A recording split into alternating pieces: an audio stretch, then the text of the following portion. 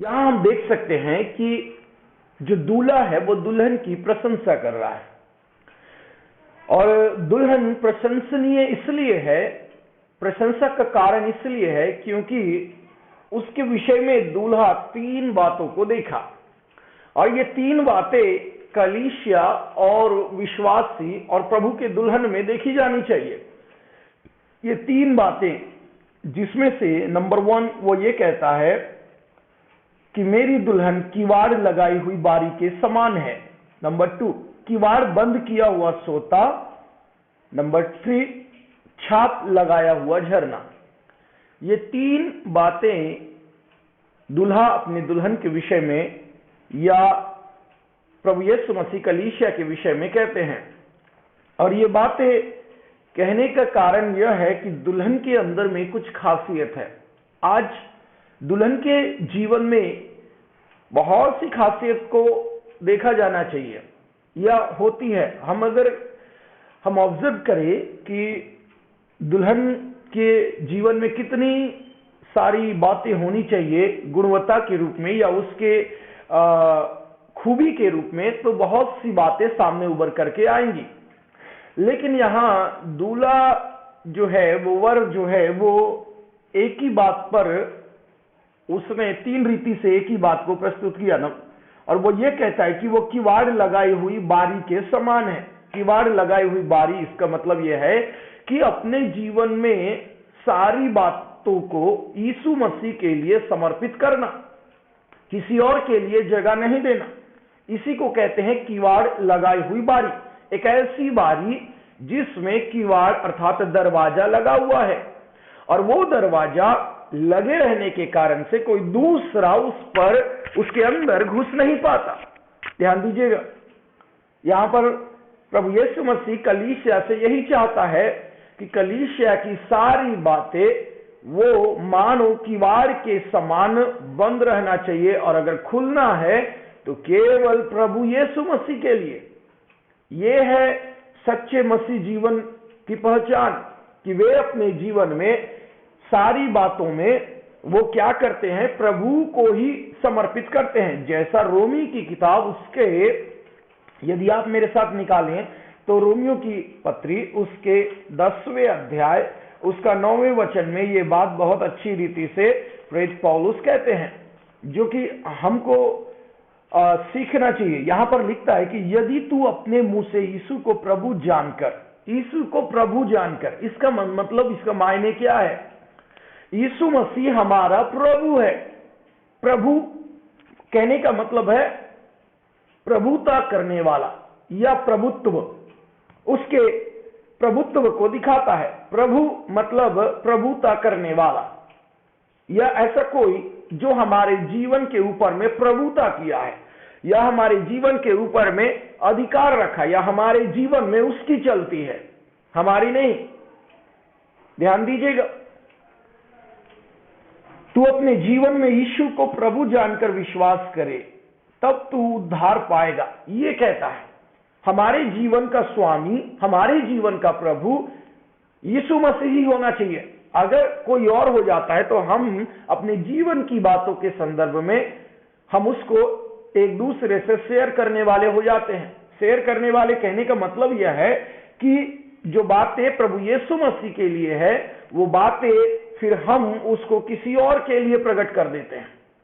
ये दुल्हन में देखी नहीं जानी चाहिए क्योंकि कोई भी दूल्हा वो बहुत सी बातों को शायद बर्दाश्त कर सके, लेकिन अपने जीवन में वो जो किवाड़ लगाई हुई बारी है जिसमें वो दूल्हा प्रवेश करेगा, वो निज दाख की बारी उसके जिंदगी में केवल वही बन करके रहना चाहिए। और ये कभी संभव है जब कलीसिया अपने आप को मसीह के लिए, यीशु मसीह के लिए समर्पित करे, तभी जाकर के ये बातें उनमें देखी जानी चाहिए। अन्यथा अगर हम अपने जीवन को बहुत सी बातों के लिए किसी और में जोड़ करके रख देते हैं तो फिर वहां पर बहुत सी बातें हमारे जीवन के लिए बोलने के लिए हो जाएगी। इन शॉर्ट हम ये बोल सकते कि यीशु मसीह हमें किवाड़ लगाई हुई बारी नहीं मानेगा। हमने अपनी बारी को औरों के लिए खोल दिया, उस किवाड़ को औरों के लिए खोल दिया। नंबर 2, किवाड़ बंद किया हुआ सोता। इस पर मैंने बताया था कि सोता का अर्थ पवित्र आत्मा से है, या हम बाइबल में कई जगह सोता को देखते हैं, और सोता जो शब्द है उसके लिए यूज किया गया, उपयोग किया गया मूल शब्द जो है वो है पवित्र आत्मा। अगर हम उसको हिंदी अनुवाद में करते हैं, यूनानी भाषा में अगर हम उसको देखते हैं, तो पाराक्लेटे नामक एक पर्टिकुलर विशेष शब्द यूज किया गया, उपयोग किया गया। लेकिन अगर वो हमारे बीच में हिंदी में अनुवाद किए करके सामने आता है, तो वो उसका अर्थ यह हो जाता है कि पवित्र आत्मा। तो सोता का स्थान पवित्र आत्मा को दर्शाया गया है, और ये पवित्र आत्मा वचन में लिखा है कि, और किवाड़ यह बताता है कि आत्मा की भरपूरी केवल परमेश्वर की महिमा करने के लिए है। देखिए, जैसे परमेश्वर के वचन में लिखता है कि मैं अपनी महिमा किसी और को नहीं दूंगा, मैं अपनी महिमा किसी और को नहीं दूंगा। इसका मतलब क्या है? मैं अपनी महिमा किसी और को नहीं दूंगा, मतलब प्रभु ही, ओनली वन, प्रभु ही महिमा के योग्य है।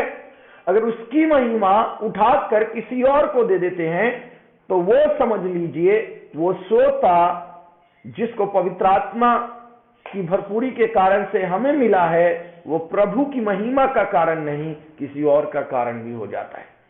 और प्रभु जब ऐसा देखेगा, तो ये बातें वो हमारे जीवन के लिए नहीं कहेगा कि हम एक बंद किया हुआ सोता है, नहीं।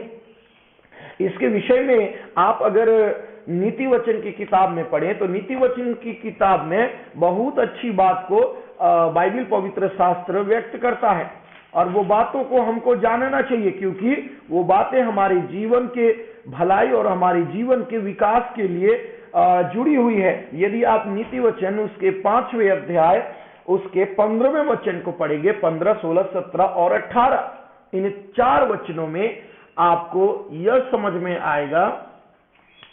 वचन में लिखता है कि तू अपने ही कुंड से पानी और अपने ही कुएं के सोते का जल पिया करना। देखिए, अगर हमारे कुंड में पानी और सोते में जल केवल यीशु के लिए होगा, तो वही उसमें से पीने वाला होगा। नीचे लिखता है 16 वचन में, क्या तेरे सोते का पानी सड़क में और तेरे जल की धारा चौकों में बहने पाए? नहीं, ये उचित नहीं है। सोते का पानी सड़क में और जल की धारा चौकों में बह जाने पाए, इसका मतलब यह है कि ये जो स्थितियां हैं वो ठीक नहीं है। हमारा जो सोता है वो प्रभु यीशु मसीह के लिए ही उमड़ना चाहिए, या केवल उसी के लिए होना चाहिए। लेकिन अगर वो सड़कों में उतर आता है, सड़कों में चढ़ा जाता है और चौकों में वो चले जाता है, तो फिर वो समझिए कि वो फिर एक के लिए नहीं होता, वो कईयों के लिए हो जाता है। और हमारा जीवन में अधिकार केवल प्रभु यीशु मसीह का होना चाहिए, ना कि बहुतों का। हमारे आत्मिक जीवन में हमारा एक ही प्रभु है, और वो प्रभु है प्रभु यीशु मसीह। वो प्रभु यीशु मसीह अगर अपने जीवन में यह नहीं देखेगा कि यह सोता केवल मेरा है, तो ध्यान दीजिए वो कभी उस पर हाथ नहीं लगाएगा। जो प्रभु का है वो प्रभु का है, ये ऐसा हमें बन करके रहना चाहिए, तब जा करके हम प्रभु के लिए माने जाते हैं। और आगे कहता है 17वें वचन में, यह केवल तेरे ही लिए रहे और तेरे संग औरों के लिए ना हो। देखिए, ये केवल तेरे लिए ही हो, औरों के लिए जगह नहीं है। इस पर साफ साफ और स्पष्ट रीति से बाइबल पवित्र शास्त्र बता देता है कि ये केवल तेरे ही लिए रहे, इसको आप शेयर नहीं कर सकते। मसीह के प्रेम को आप क्या कहना चाहिए, भाईचारे में दिखाएंगे, कल चलिए कोई बात नहीं, लेकिन अब आप इस पर यह सोचेंगे कि आप इसमें औरों को भी शामिल करेंगे। देखिए, भाईचारे की प्रेम है वो एक अपनी जगह है, लेकिन मसीह के प्रति जो प्रेम है उसके लिए परमेश्वर किसी और को स्थान नहीं देता। मसीह के प्रति जो हमारा प्रेम है, मसीह के प्रति जो हमारा अगापे लव है, वो लव केवल परमेश्वर के लिए होना चाहिए, प्रभु के लिए होना चाहिए। वो प्रेम अगर शेयर हो गया, वो प्रेम अगर बांट दिया गया, तो फिर याद रखिए मसीह उस प्रेम को अपनाने वाला नहीं है। अगर ऐसी बात है तो जरा हम सोचें, वचन में लिखता है कि यह केवल तेरे ही लिए रहे और तेरे संग औरों के लिए न रहे। अगर एक पति पत्नी के बीच या दुल्हा दुल्हन के बीच में ये बातें देखी जाती है, तो कलीसिया और यीशु मसीह के साथ में भी ये बातें देखी जाएंगी। हम इस बात को नजरअंदाज नहीं कर सकते। और फाइनली 18वें वचन में कहता है कि और तेरा सोता धन्य रहे। देखिए, तेरा सोता धन्य रहे। तो ये सारी बातें एक ही बात को मिल करके हमारे बीच में ले आती है, और वो ये है कि हम प्रभु के लिए किवाड़ बंद किया हुआ सोता माने जाएं। ओके, अब हम नीचे जाएं तो एक और बात दूल्हा दुल्हन के लिए कहता है, वह यह है कि छाप लगाया हुआ झरना। छाप लगाया हुआ झरना का मायने क्या है? छाप लगाया हुआ झरना, ये उसके मायने है कि बाइबल के अनुसार यदि झरना को हम देखें तो वरदानों को दिखाता है, वरदाने।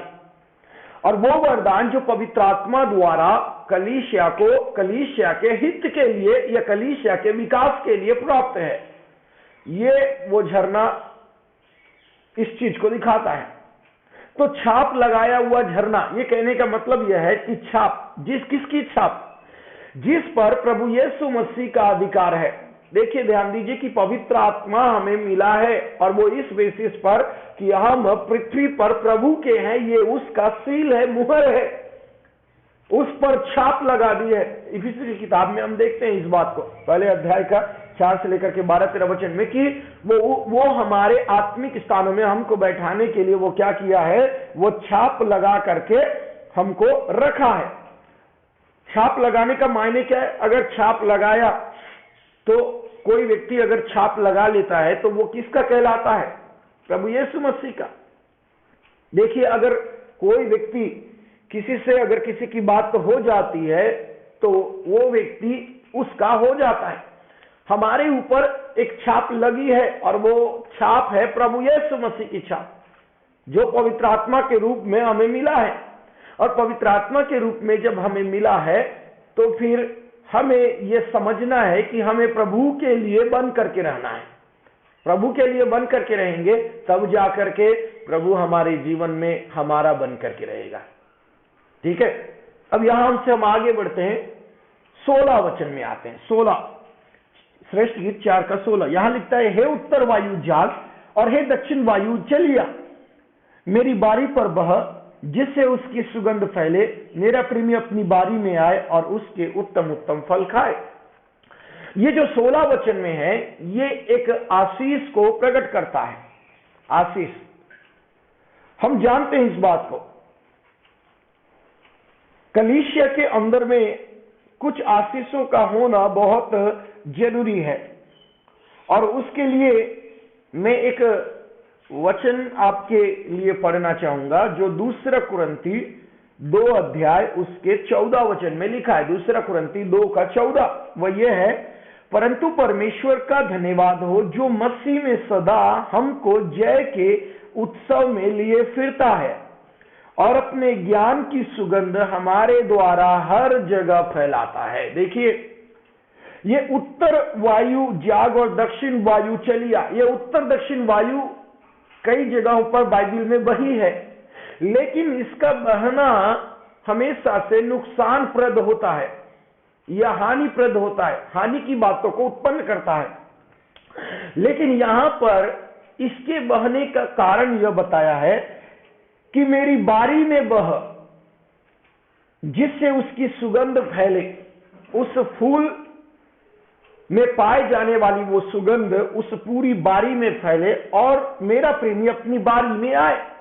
वो आपके क्या कहना चाहिए कि उस प्रेम रूपी सुगंध को सूंघ करके वो आपके बारी में जब वो आएगा और वो आपके उत्तम उत्तम फल को खाएगा। इसका मतलब यहां पर आपके जीवन में पाए जाने वाली आशीषों को यहां पर प्रकट करता है। इसलिए मेरे प्रियो, हम इस बात को जान सकते, समझ सकते हैं कि ये जो बातें हैं हमारे जीवन में बहुत जरूरी है। कलीसिया में अगर मसीह के प्रेम की सुगंध न पाई जाए, उसकी खुशबू न फैले, तो यीशु मसीह कदाचित कलीसिया में आने वाला नहीं है। अगर यीशु मसीह को कोई चीज आकर्षण कर सकता है तो वो है कलीसिया के अंदर पाया जाने वाला मसीह का प्रेम। ये मसीह का प्रेम ही होगा जो उसको लेकर के आएगा, और इस रीति से मसीह आपके बीच में रहेगा। इसलिए मैं आपसे ये बात को कहना चाहता हूं कि आपके प्रति अगर जो प्रेम मसीह में होगा और मसीह के लिए आपके अंदर होगा, जिससे आपके बारी या आपके व्यक्तिगत जीवन या कलीसियाई जीवन में जो क्या कहना चाहिए कि खुशबू फैलेगी, वो खुशबू आपके जीवन को क्या करेगी, महकाएगी, और प्रभु यीशु मसीह उसको ग्रहण करेगा, वो आपके बारी में आएगा। आइए हम 5वें अध्याय में जाएंगे। प्रभु हमारे जीवन में अनुग्रह करे। 5वें अध्याय, यहां पर यदि मैं आपको बोलूं तो 5वें अध्याय में दुल्हन अपने दूल्हे के आने पर दरवाजा नहीं खोल पाती। ध्यान दीजिएगा, 5वें अध्याय में जैसे ही हम प्रवेश करते हैं तो ये 5वां अध्याय इस बात का 1 से लेकर 4 इस बात का सारांश है। यहां दुल्हन अपने दूल्हे के लिए दरवाजा नहीं खोल पा रही है। 2 और 3 वचन में लिखा है।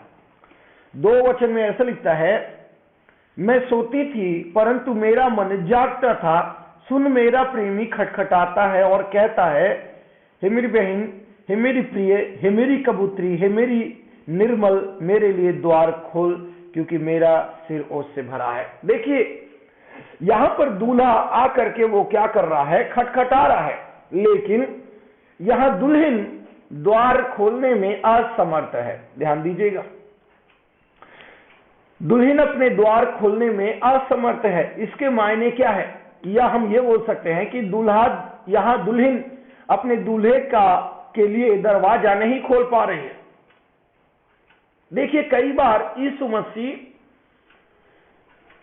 वो क्या करता है, मसीह के कलीसिया के हर एक विश्वासी के दिल के दरवाजे पर दस्तक देता है, खटखटाता है, जैसा प्रकाशित वाक्य 3:20 में पाया जाता है कि देख मैं तेरे द्वार पर खड़ा हुआ खटखटाता हूं, और जो कोई मेरा शब्द सुनेगा और द्वार खोलेगा तो मैं उसके साथ भीतर प्रवेश करूंगा। प्रभु यीशु मसीह हर एक के जीवन के लिए द्वार खटखटाता है, उसके द्वार पर दस्तक देता है, लेकिन उस द्वार को खोलने के लिए बहुत चुनिंदा लोग ही होते हैं, या नहीं तो हम ये कह सकते हैं उस द्वार को खोलना बहुत चुनिंदा लोगों की बात है। चुनिंदा लोग जो द्वार को खोल पाते हैं। द्वार खोलने में रुकावटों का सामना भी करना पड़ेगा। क्यों? क्योंकि यीशु मसीह द्वार पर खड़े हैं, और शैतान नहीं चाहता कि कोई मनुष्य अपना हृदय का द्वार मसीह के लिए खोले। इसलिए बाइबल पवित्र शास्त्र में यह भी लिखा जाता है कि आज कईयों की आंखें संसार के सरदार ने उनकी आत्मिक आंखों पर मानो पट्टी बांध दिया है कि वे सच्चे ईश्वर को नहीं पहचान पाते। क्यों नहीं पहचान पाते? आज उनकी आंखों के सामने सब कुछ खुली और साफ साफ है, लेकिन फिर भी अपने जीवन में वो अपने परमेश्वर को पहचान नहीं पाते। क्यों नहीं पाते? आप इसके बारे में जानिए। क्योंकि उनकी आंखों को शैतान ने बंद करके रखा है। वे चाहकर भी इस बात को पहचान नहीं पा रहे हैं, और पहचान नहीं पा रहे, जिसके चलते वे क्या कर रहे हैं, वे उस जगह पर मानो अंधे के समान वो यकीन कर रहे हैं। तो ये है रुकावट। हर एक प्रभु के लिए द्वार खोलेगा ये हम नहीं कर सकते। ध्यान दीजिए, अगर ऐसा होता तो कलीसिया में पाया जाने वाला हर एक व्यक्ति स्वर्ग राज्य चला जाता। ये तो वही उदाहरण हो जाएगा तो जो मत्ती रचित सुसमाचार उसके 25वें अध्याय में पाया जाता है, जहां पर 10 कुंवारी कलीसिया में है, लेकिन 5 स्वर्ग चले गए, 5 यथावत धरती पर छूट गए। तो ध्यान दीजिएगा, ये बातें क्यों देखी जा रही है? वैसे ही कलीसिया के अंदर में भी कलीसिया की गिनती बहुत होगी, जैसे बुलाए हुए तो बहुत है, लेकिन चुन लिए जाने वाले थोड़े हैं। इसके मायने यह है कि स्वर्ग राज्य जाने वाले बिल्कुल कम है उसमें से। There must be selected one. केवल चुने हुए लोग ही उस जगह पर प्रवेश करेंगे, अन्यथा छोड़ दीजिए कि हम वहां पर प्रवेश करेंगे, ये आशा हमारे जीवन में रखना बिल्कुल व्यर्थ हो जाएगा। इसीलिए उन्हीं के लिए यह संभव है जो परमेश्वर के उस आह्वान को, खटखटाना को सुन करके उसके लिए द्वार खोलता है। और 5वें अध्याय में हम देख सकते हैं कि ये जो दुल्हन है वो द्वार खोलने में असमर्थ हो चुकी है। क्यों? उसके पीछे कुछ कारण है, और वही कारण को मैं आपके बीच में रखना चाहूंगा। यदि आप उसके दूसरे वचन को पढ़ें तो वहां समझ में आएगा, मैं सोती थी पर मेरा मन जागता था। ध्यान दीजिएगा, बाइबल पवित्र शास्त्र यहां पर बताता है मैं सोती थी और मेरा मन जागता था। इसके मायने क्या है? मैं सोती थी और मन जागता था। ये दो प्रकार के कार्य को आप दुल्हन के जीवन में देख रहे हैं। एक, वो सो रही है, उसका मन जाग रहा है। अब वो कर क्या रही है, आप भी यकीन नहीं कर पाएंगे। क्या आप कंठस्थली कह सकते हैं या आप कंठस्थ रीति से इस बात को कह सकते हैं कि दुल्हन कर क्या रही है? वो सो रही है या फिर वो जाग रही है? जरा सोचने वाली बात है। आज कलीसिया की स्थिति यही बनी हुई है। बहुत सी कलीसियाएं आज इस बात का दावा तो जरूर कर रही है कि वो जाग रही है, परंतु नहीं, आज भी उस कलीसिया में सोने का अनुभव दिखाई दे रहा है। देखिए, ये जो दुल्हन है, इसके खटखटाने के पीछे में रुकावट का सबसे पहला कारण क्या है? ये कर क्या रही है, इसे खुद ही नहीं पता। ये सो रही है या जाग रही है? यहां पर लिखता है कि मैं सोती थी पर मेरा मन जागता था। ये कोई ऐसा काम कर रही है जिसमें ये जागृत नहीं है। ध्यान दीजिएगा, ये सो रही है या जाग रही है ये हम नहीं बोल सकते।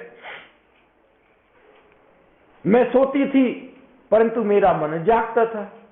प्रभु यीशु मसीह ने अपने वचन में कहा है, आत्मा तो तैयार है परंतु शरीर दुर्बल है। अब ध्यान दीजिए, आपका ध्यान को मैं एक घटना की ओर लेकर जाना चाहूंगा, और वो घटना यह है मत्ती की सुसमाचार उसके 25वें अध्याय को आप ध्यान दीजिएगा। चलिए, इस घटना को मैं आपके बीच में बाद में रखूंगा। सर्वप्रथम मैं उन बातों में आपका ध्यान लेकर जाना चाहूंगा, या उन बातों के ऊपर मैं प्रकाश डालना चाहूंगा जो बातें यीशु मसीह के समय में बीता। यीशु मसीह अपने शिष्यों को प्रार्थना के लिए विभिन्न जगहों पर लेकर के जाता था, जिसमें से एक जगह है प्रार्थना की जगह, रूपांतरण का पहाड़, जहां पर प्रार्थना करते वक्त यीशु मसीह का रूप परिवर्तन हुआ।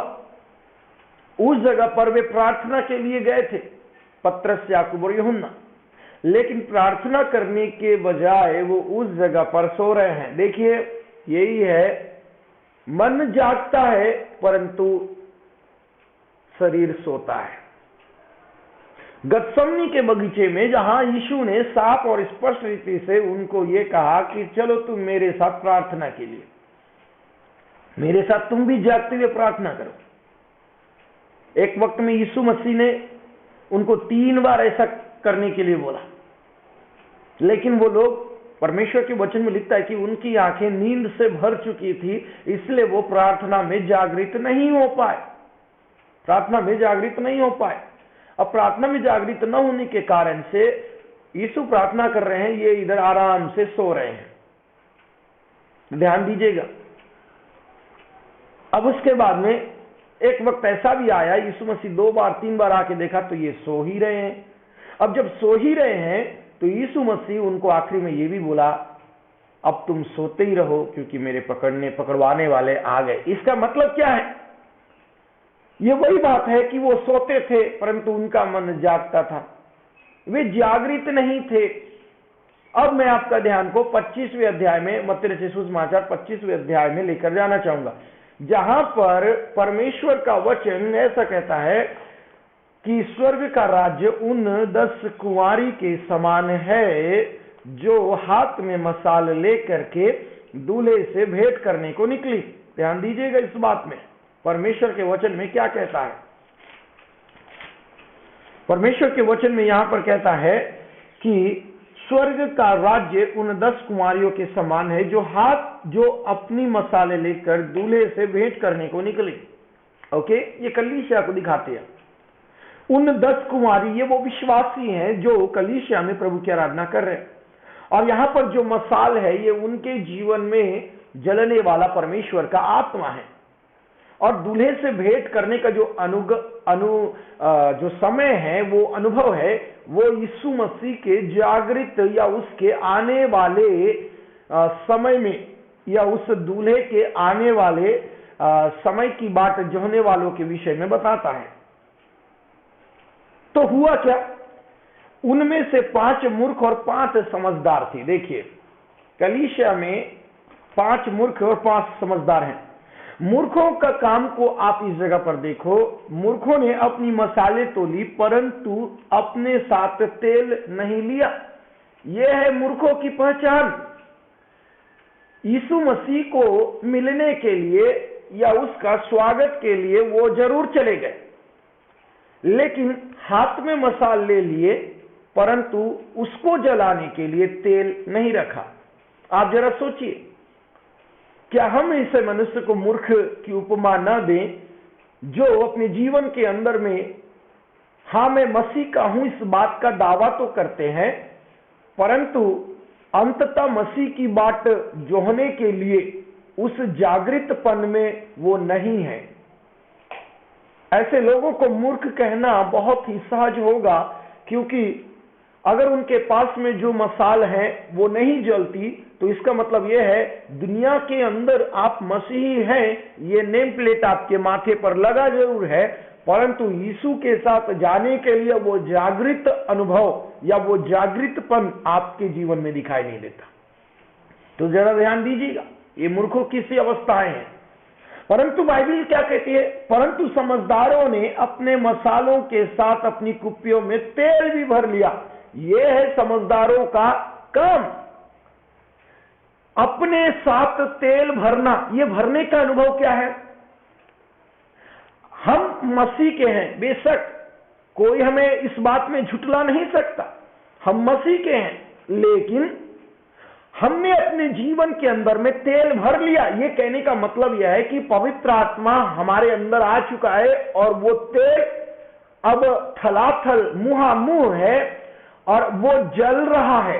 ये जलने का अनुभव मसीह के आगमन में जागृत होना इस बात को दिखाता है।